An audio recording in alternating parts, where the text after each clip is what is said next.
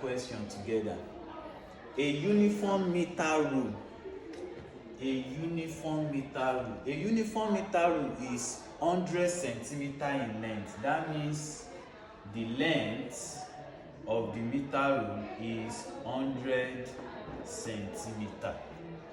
So a uniform meter rule weighing 0.5 Newton. Don't forget, first of all, the uniform meter rule is always 100 centimeter in length. It's now weighing 0.5 Newton. The weight will lie at the midpoint, which is 50 centimeter mark, and that's its center of gravity, because the center of gravity is where the weight of the meter rule lies, and it's going to be lying at the 50 centimeter mark. So we are going to put 0.5 Newton, which is the weight of the meter rule, at the 50 centimeter mark. Can we proceed? So a uniform meter rule weighing 0.5 Newton is to be pivoted on a knife edge at the 30 centimeter mark. The pivot mark is 30 centimeter, and 30 centimeter will come before the 50 centimeter mark. Some students, they will make mistake, they can go and put it on the other side of the 50 centimeter mark. No, it's going to come before the 50 centimeter mark. So the pivot point is 30 centimeter mark. The next statement now is the question: where will a force of 2 Newton, where will a force of 2 Newton be placed from the pivot to balance the meter rule? Now, if you want to place a force of 2 Newton now, for this meter rule to balance horizontally, we cannot put it on the right hand side of the pivot. We can't put it this side. For it to balance horizontally, it has to be this side. So we can just mark a point on the left hand side of the pivot here. That's a force of 2 Newton.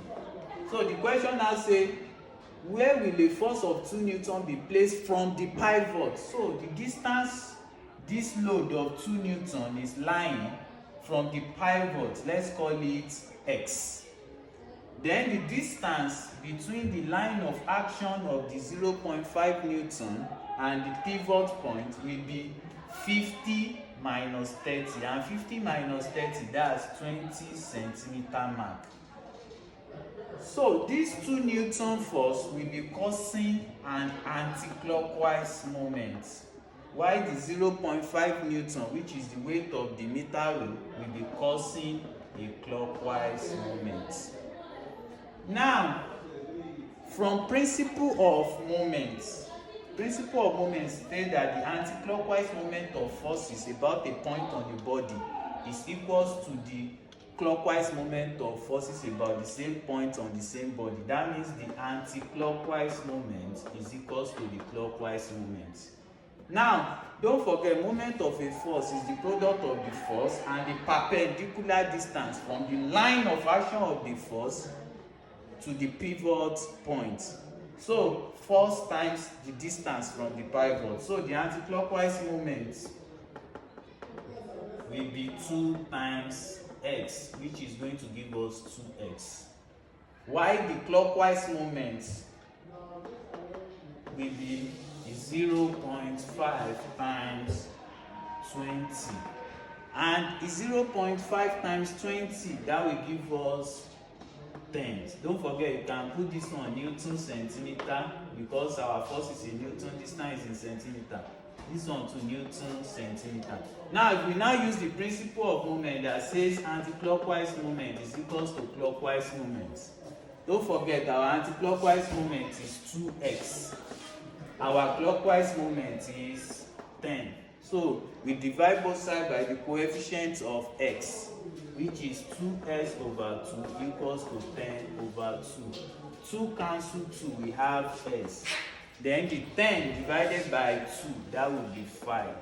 That means this load of 2 Newton, or this force of 2 Newton, has to be placed 5 centimeter from the pivot point for the uniform meter rule to balance horizontally. That means our correct answer is option